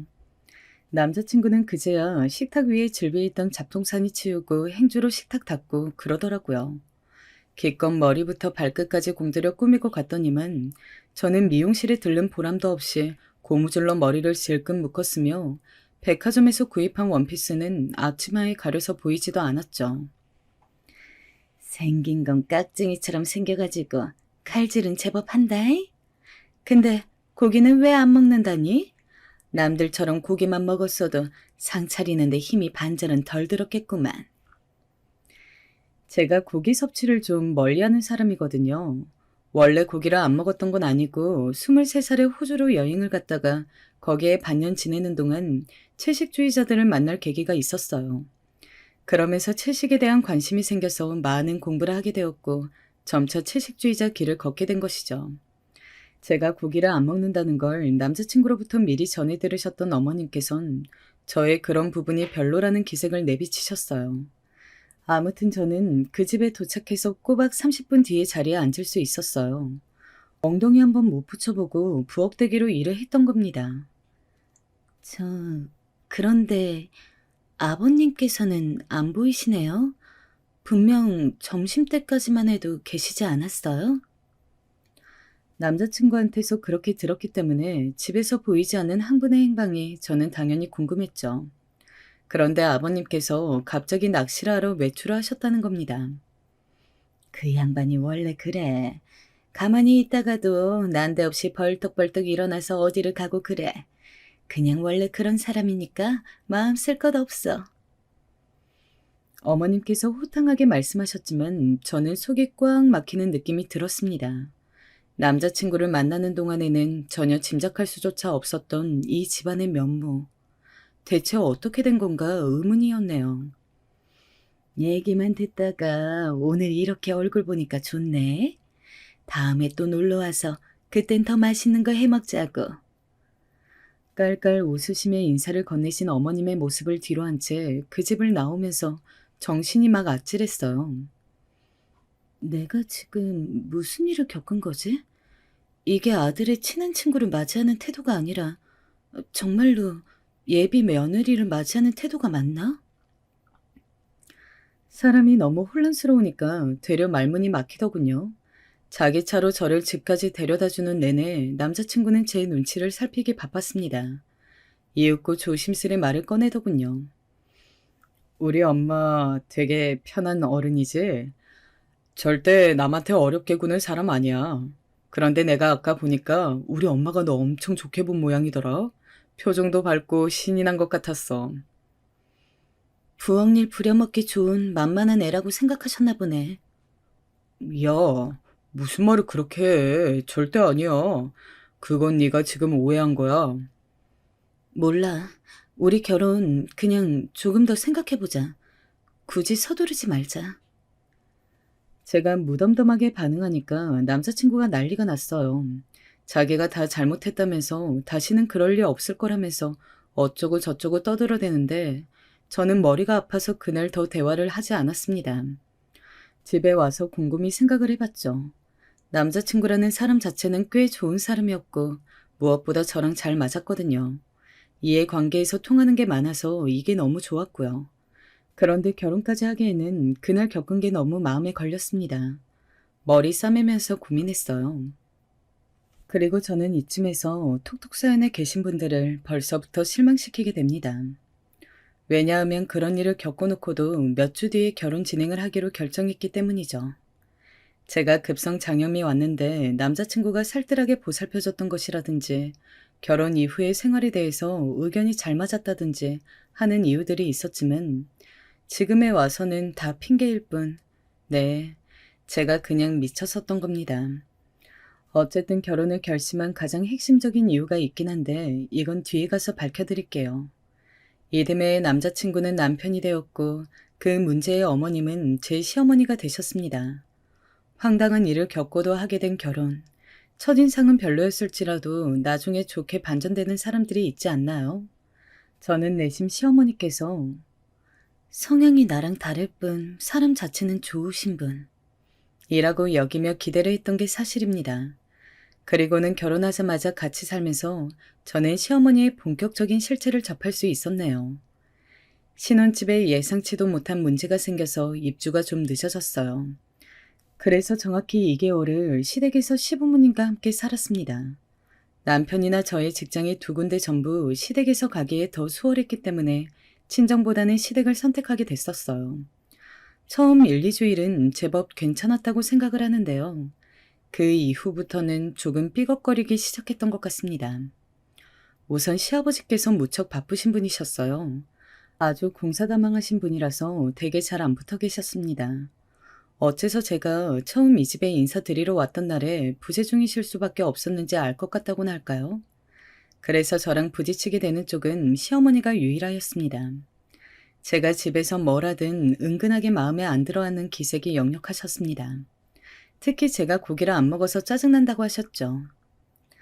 아휴, 우리 중에 고기 안 먹는 사람이 있으니까는 밥을 먹을 때도 영 맛이 안 나. 괜히 눈치나 보이게 만들고 말이야. 저는 시어머니의 말씀이 이해가 가질 않았습니다. 오히려 고기 먹는 입이 하나 없는 셈이니 식비를 절약하는 셈 아닌가요? 그리고 제가 시부모님이나 남편이 고기 섭취하는 걸 보면서 눈치를 준 적도 없었는데요. 보면서 먹고 싶은 생각도 안 들었고요. 제가 약속이 있어서 늦게 들어오는 것도 마음에 안 들어 하셨고 주말에 친구 만나러 나간다고 하면 기함을 하셨어요. 이제 막 결혼한 신혼부부라면 모름지기 주말에는 함께 시간을 보내야 하는 것 아니냐면서요. 그런데 남편도 자기 약속 있었거든요. 왜 남편한테는 뭐라 안 하고 저한테 따로 궁시렁거리시는 건지.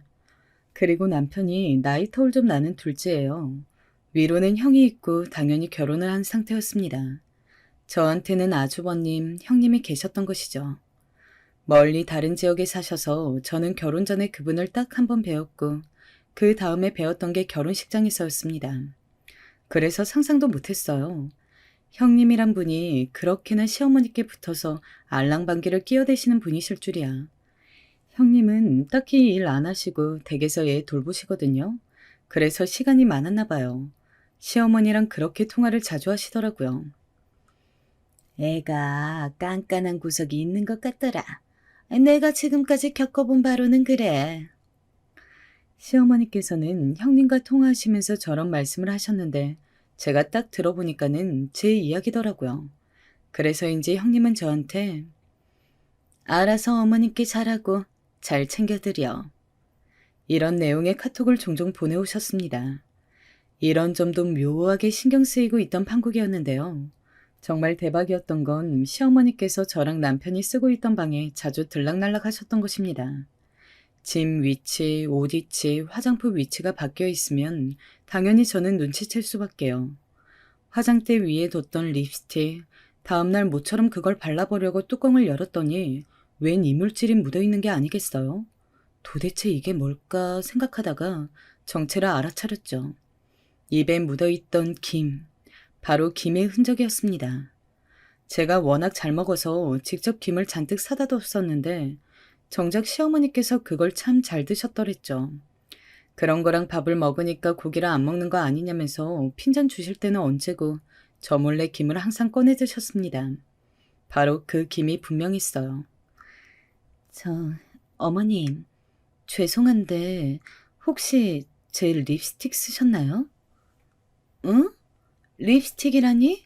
무슨 소리니? 화장대 위에 있는 립스틱이요.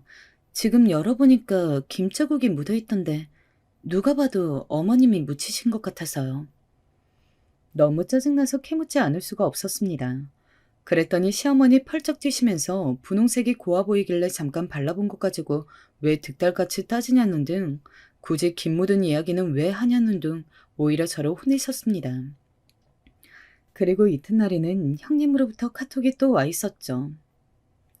천년만년 어머님 아버님 모시고 살 것도 아닌데 지내는 동안에는 여유로운 마음으로 두 분을 모셨으면 해. 분명 그럴 수 있는 사람이라고 믿어. 파이팅!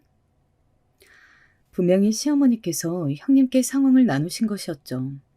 그 일 외에도 제가 가계부 쓰려고 모아뒀던 영수증을 시어머니께서 멋대로 버리신 것. 왜 그러셨냐고 여쭤보니까 쓰레기인 줄 알았다고 당당하게 나오셨죠. 제가 새로 산 속옷, 저 출근한 사이 펼쳐보셨는지 계집 모양이 달라져 있었고요. 매일 그런 게 눈에 보이니까 너무 스트레스였어요. 남편도 이 부분에서 짜증이 났더라고요.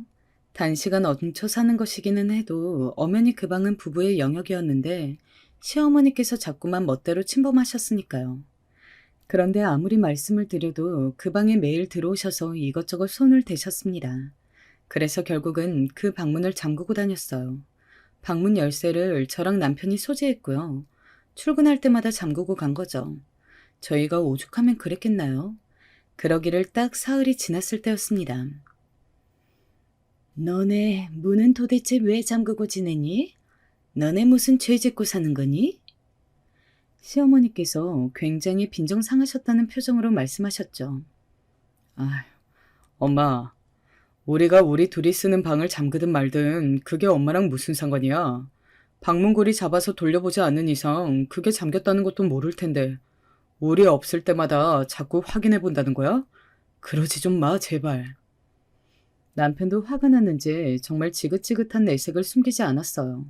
그랬더니 시어머니께서는 상처받으셨다면서 저희 두 사람을 흘겨보셨습니다. 그날 그리고 그 다음 날은 아예 저희한테 말도 안 거시더라고요. 저희가 먼저 말씀을 드리면 건성으로 대답만 해주셨고요. 아니, 무슨 어른이 저렇게 속이 좁으시지? 진짜 볼수록 너무 특이하신 분 같아. 저는 그렇게 생각했지만 차마 입 밖으로는 내지 못했습니다. 형님의 말만 따라 천년만년 같이 살 것도 아니었으니까요. 그냥 그러려니 하면서 인내하고자 했습니다. 그러던 중에 그 사건이 터지고 만 것이었어요. 남편이랑 밖에서 같이 늦은 저녁을 먹고 귀가했던 날이었습니다. 저희가 집에 들어가자마자 보고 만 건 바로 시어머니께서 저희의 방에 있는 쪽에서 후다닥 걸어 나오시는 장면이었습니다. 엄청나게 당황한 얼굴로 저를 맞아주셨고요. 오늘은 둘 다 상당히 일찍 왔네. 그리고 어째 둘이 같이 들어왔어. 아, 밑에서 마주쳤어요.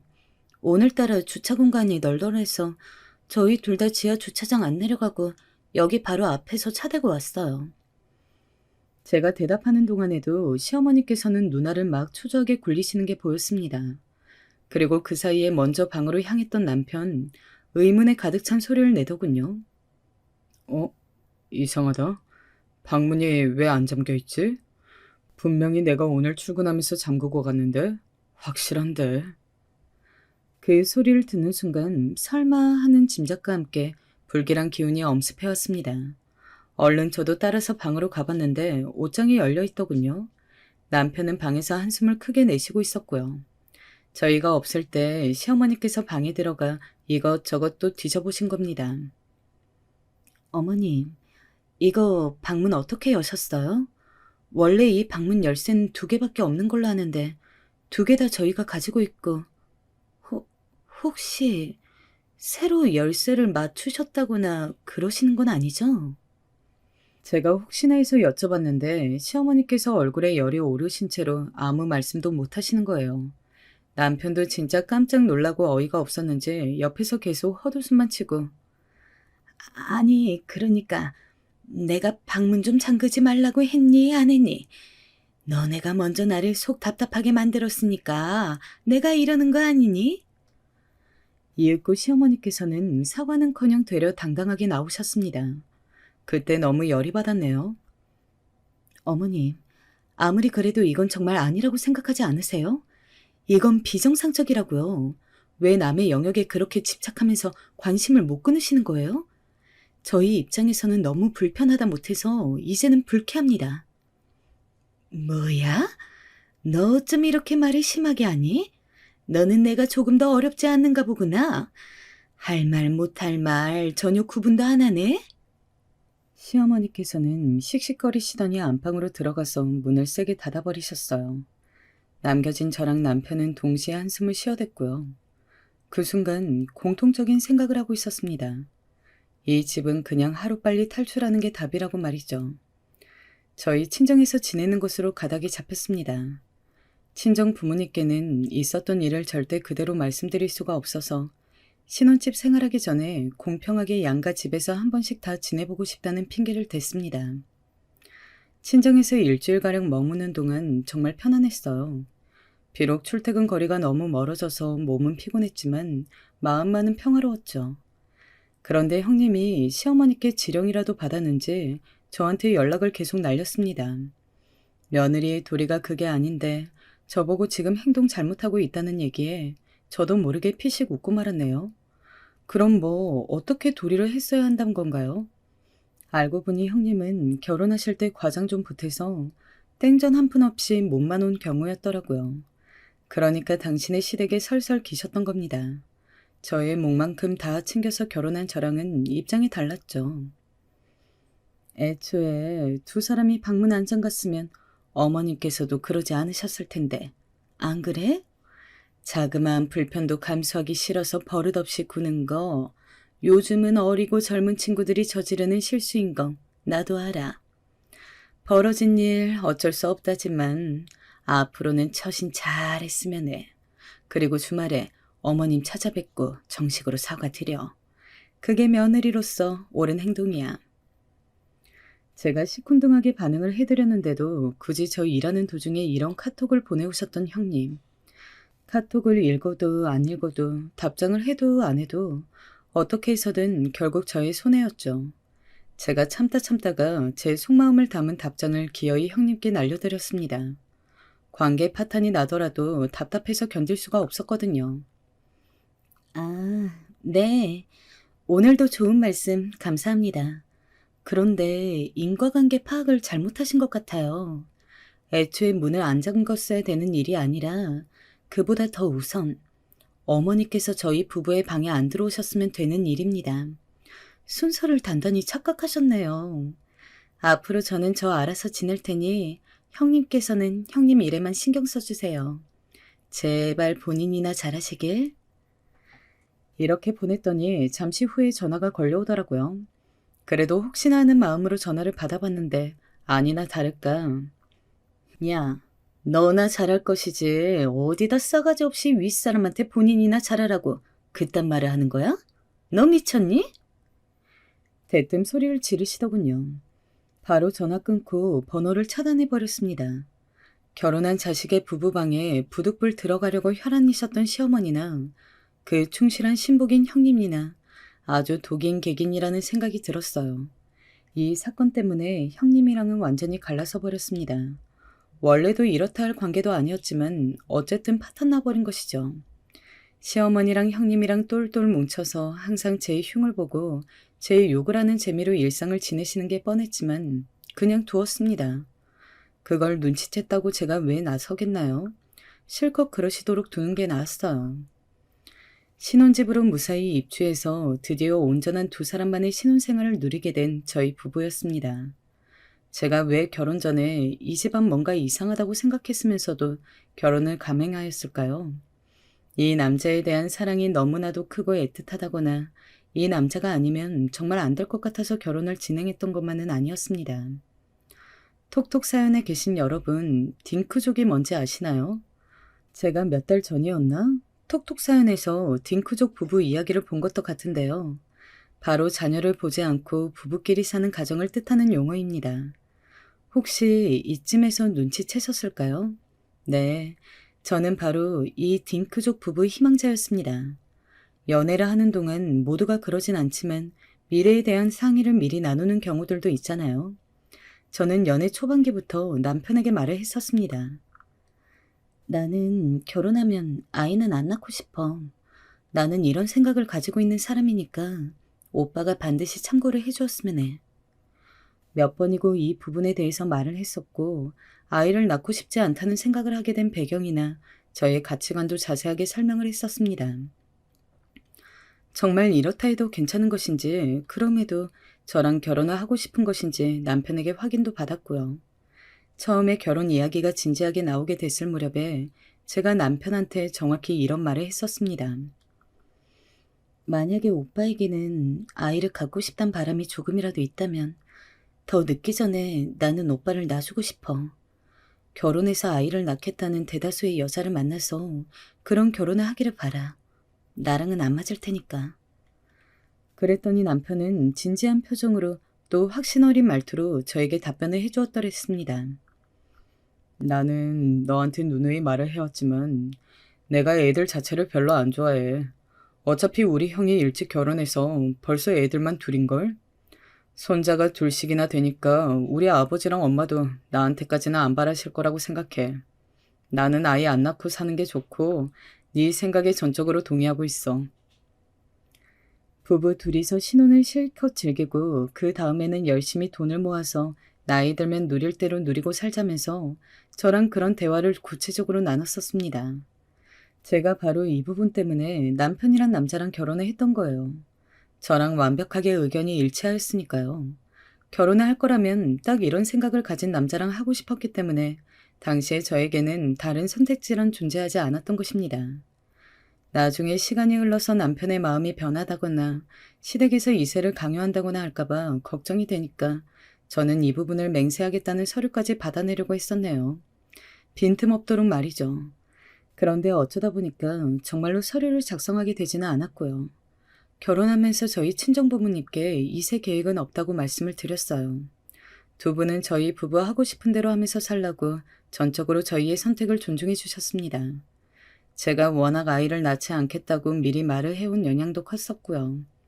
시댁에선 결혼 직전에 조심스레 말씀을 드렸었는데 남편의 추측대로 이미 손자를 2명 보셔서 그런지 큰 미련은 없으신 듯 보였습니다. 시아버지께서는 처음엔 아무리 그래도 어떻게 자식을 전혀 안 낳고 살 생각을 벌써부터 하고 결혼을 한다는 건지 말세다 말세야. 이런 반응을 보이셨었지만 금세 의견을 바꾸셨어요. 상관하고 신경 쓰기에도 귀찮다. 그냥 둘이서 알아서 잘 살기만 해라. 워낙 공사다망한 분이신 덕분에 하다하다 자식 문제에 이생 문제까지 신경을 꺼버리시게 된 것입니다.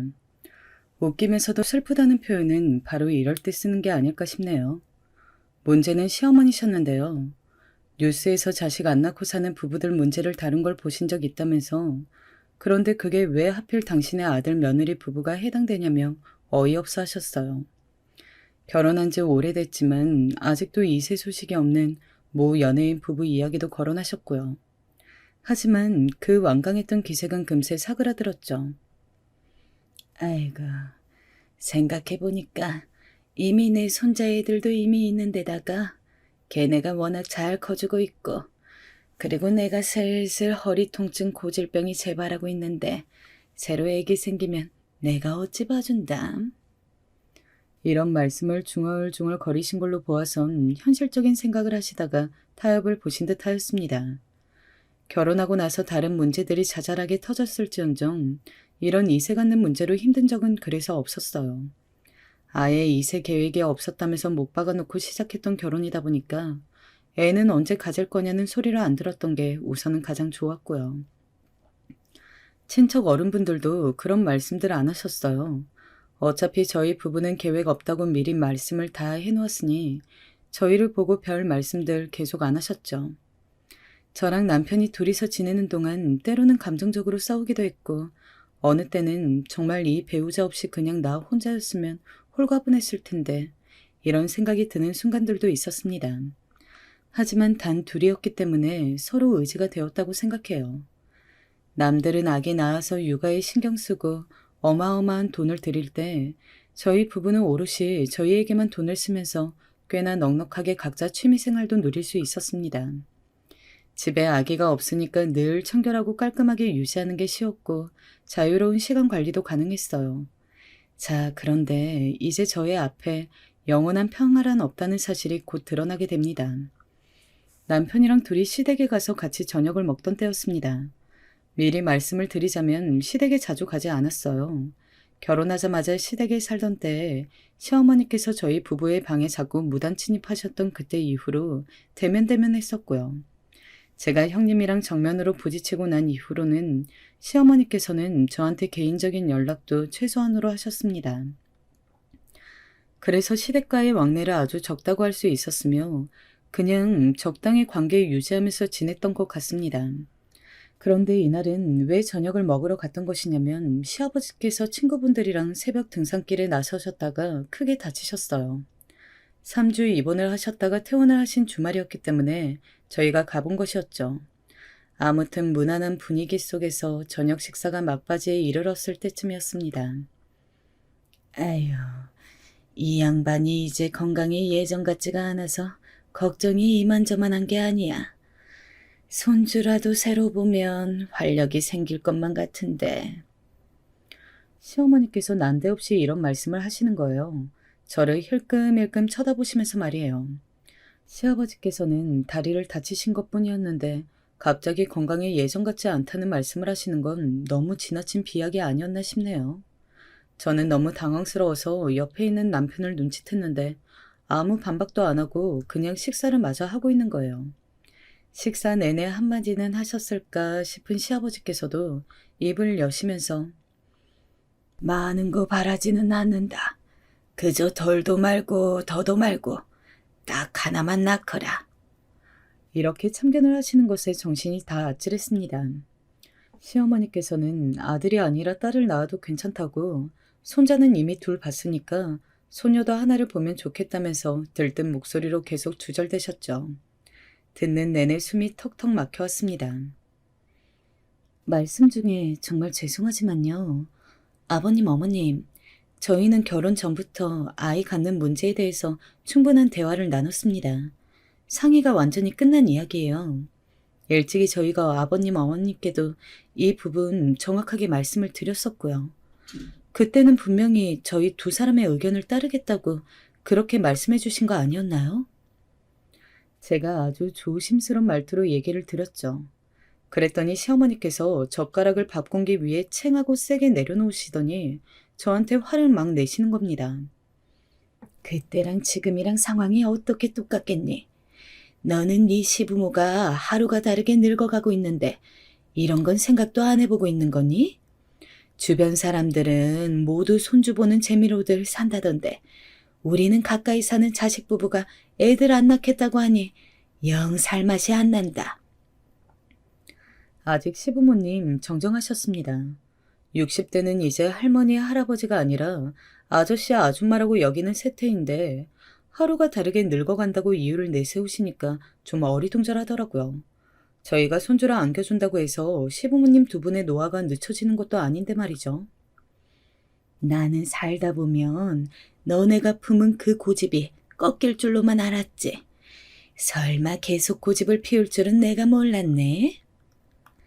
갑자기 말씀을 바뀌신 시부모님의 태도에 놀랐지만 그 상황에서 아무 말도 못하고 가만히 밥만 먹고 있는 남편을 보면서 훨씬 더 많이 놀랐습니다.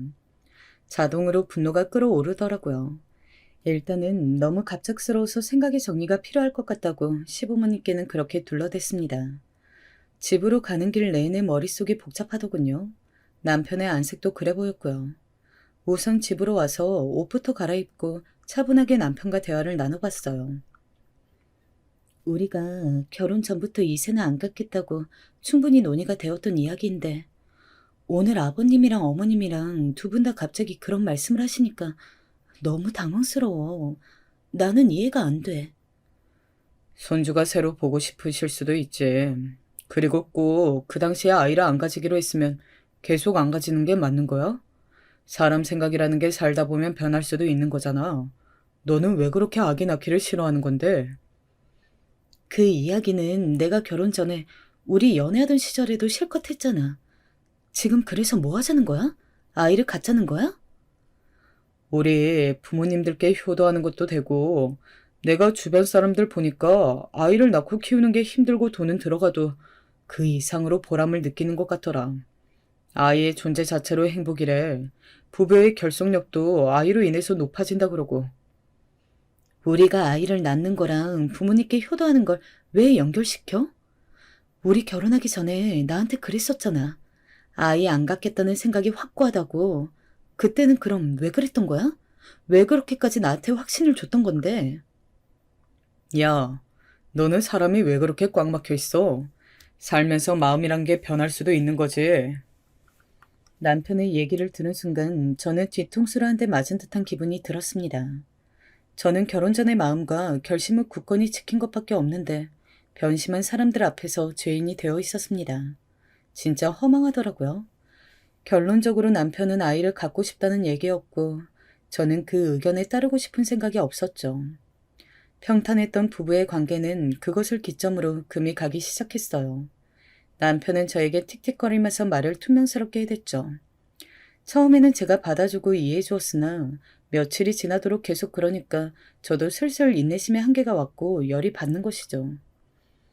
나이 먹고 왜 이렇게 유치해? 7살짜리 어린애도 오빠보다는 성숙하게 행동할 것 같아.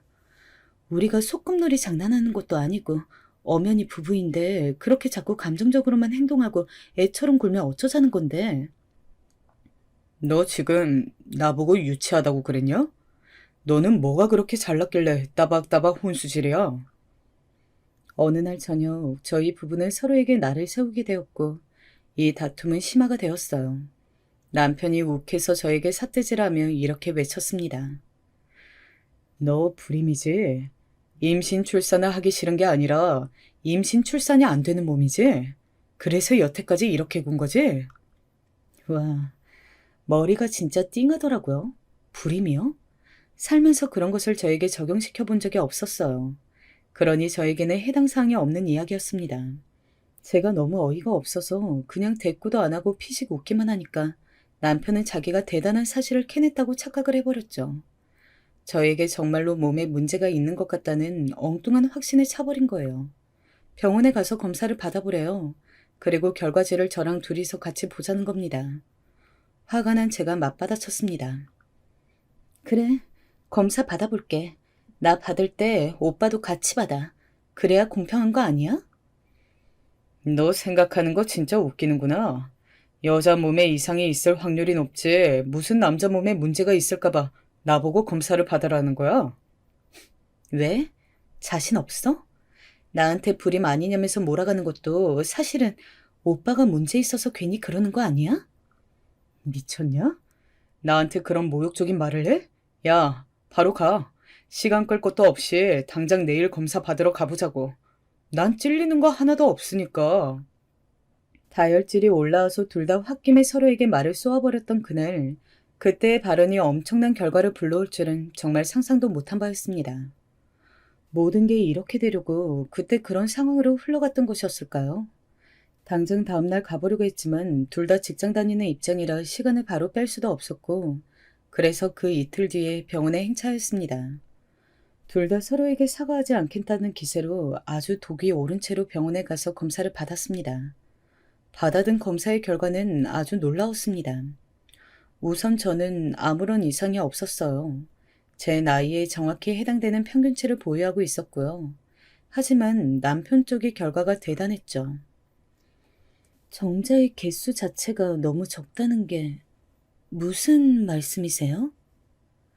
제가 의사 선생님을 향해 반문하고 있을 때 옆에서 남편은 이미 넋이 나가 있었습니다. 정상적인 임신이 되려면 정자가 최소 2천만 마리 이상이어야 하는데 제 남편은 그 숫자가 100만 마리도 안 된다는 그런 내용이 들려왔습니다. 선생님, 그 말씀은 지금 제 남편이 무정자증이라고 하시는 건가요? 저의 질문에 남편은 간절한 표정이 되었지만 이미 결론은 나와 있었던 것을 간절한 마음으로 바꿀 수 있을 리가 없었죠. 의사 선생님께서는 곧 맞다고 답변을 주셨어요. 지금 상태로는 저희 부부의 임신이 힘들 거라고도 알려주셨습니다. 병원을 나서던 길에 남편은 스르르 주저앉았어요.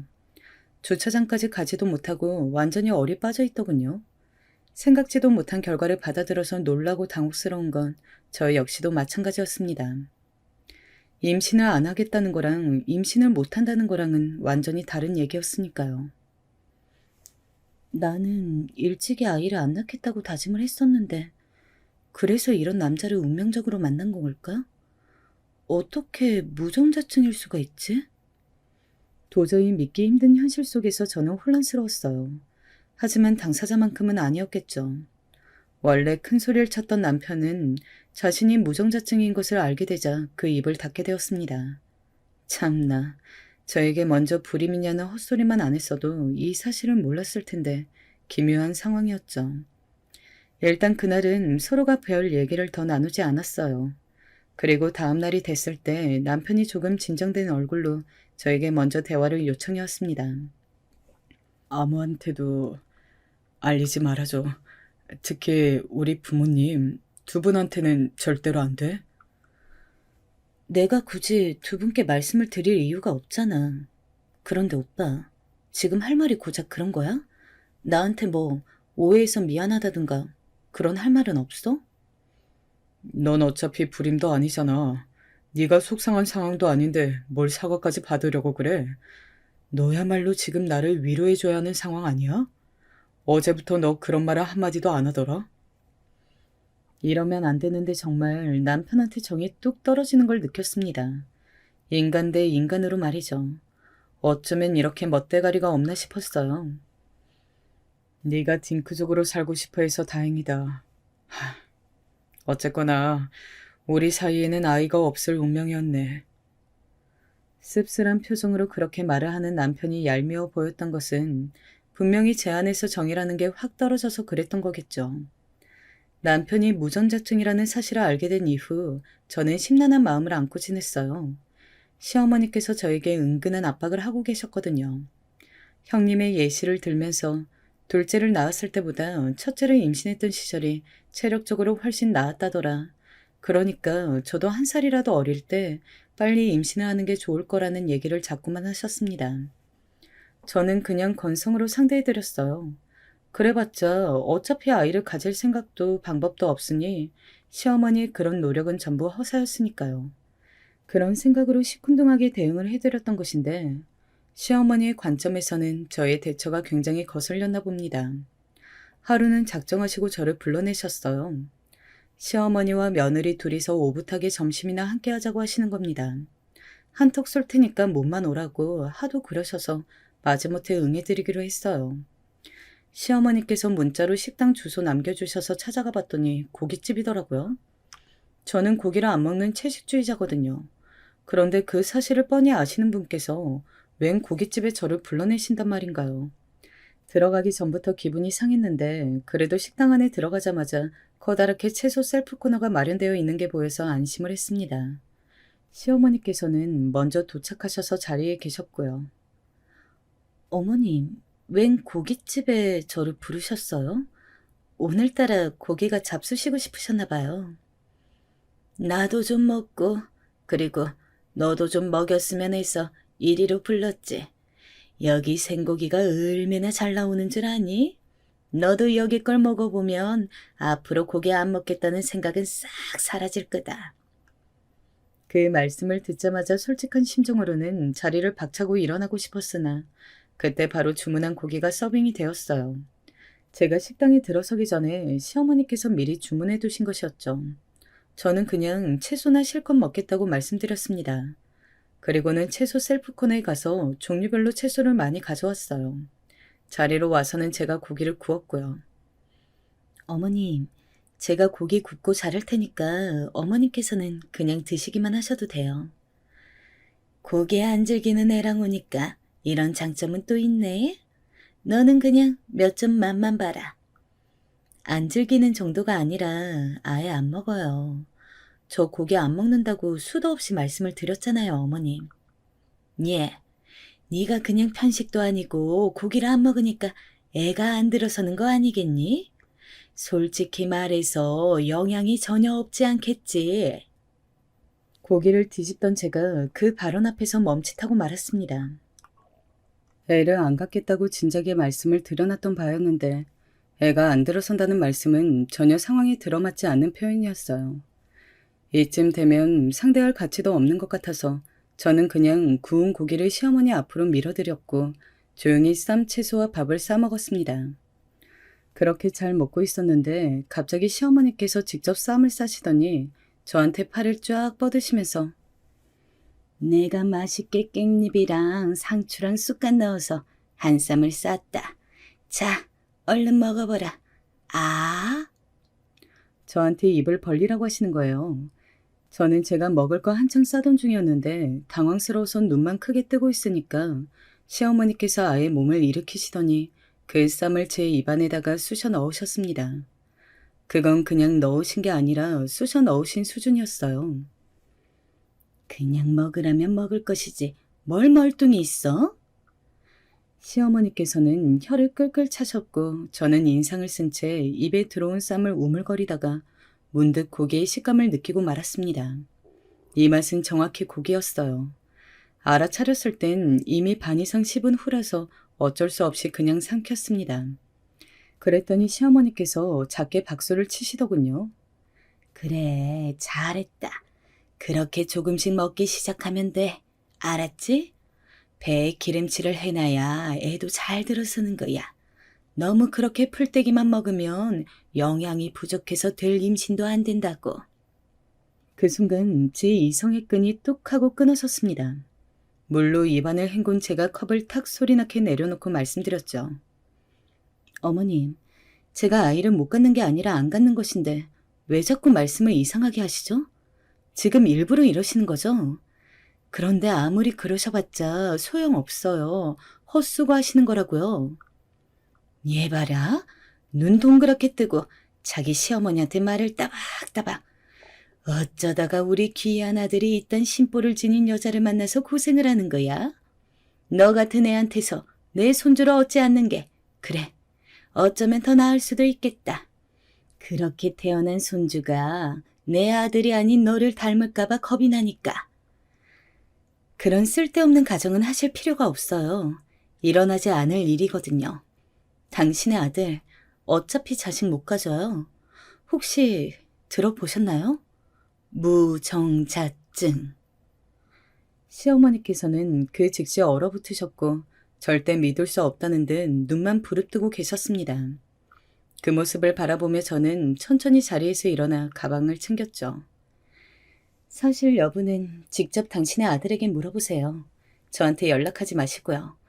나는 이제 당신의 며느리가 아닙니다. 이혼할 작정이거든요. 계산하실 거죠? 저는 먼저 가볼게요. 식사 마저 하세요.